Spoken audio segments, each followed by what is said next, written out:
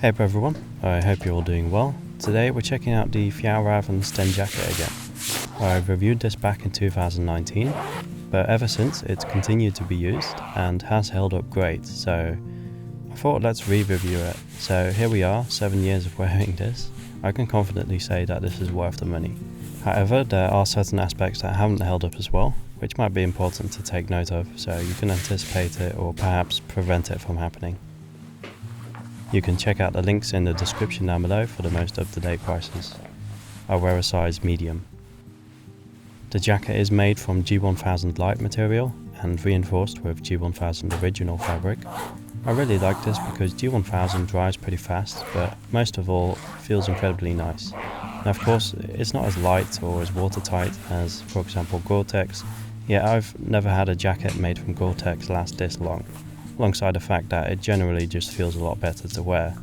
As is the case for most products in this higher price point, it features YKK zippers, which are generally just some of the better zippers out there on the market. Now because I machine wash mine just about every week, it is actually slowly degrading the zipper and getting harder and harder to use. I've never had a YKK go bad on me yet, but I'm hoping this one sticks in there for a little bit longer. Yet this is perhaps something to consider when buying clothing. Most of the time it's very reliant on the weakest link, and in this case it's the zipper.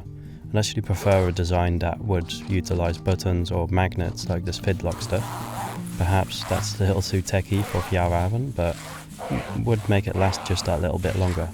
You can also impregnate the jacket with the Greenland wax, making it a little more waterproof.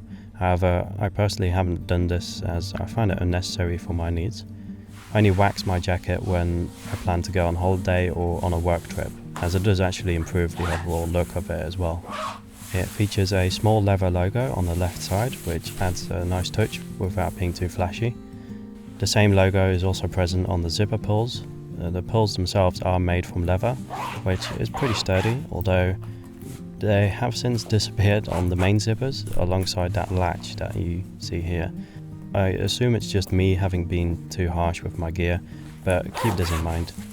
The sleeves feature buttons, which I greatly prefer over Velcro for its durability, but mainly also that satisfying click it gives you. The jacket officially has a total of 3 pockets, but thanks to a clever design choice by Fjällräven, there are 2 extra pockets on the inside. And this is possible because the main 2 pockets are sewn down at the bottom, which is often overlooked by other manufacturers.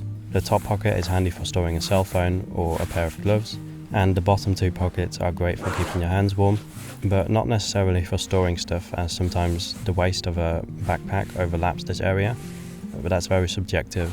It depends on how you wear your packs. The waist has a adjustable cord system allowing you to tighten it down and trap the heat inside. The cords go through a small sailing ring and are locked down with a piece of plastic on the inside of the 2 hand pockets.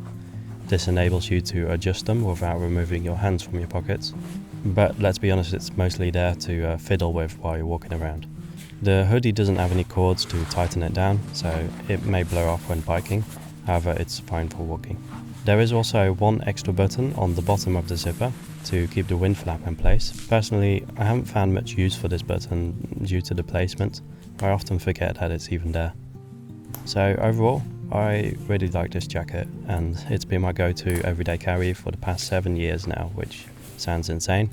As always, I just highly recommend buying high quality gear, like the stuff that Fjällräven makes.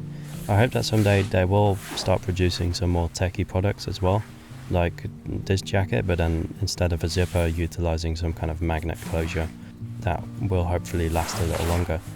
Anyway, I hope this re-review of sorts was helpful for you, and if you enjoyed it, consider checking out this next video about the Fjällräven Vita Pro trousers, which are holding up just as well. Hopefully, I'll see you in the next one.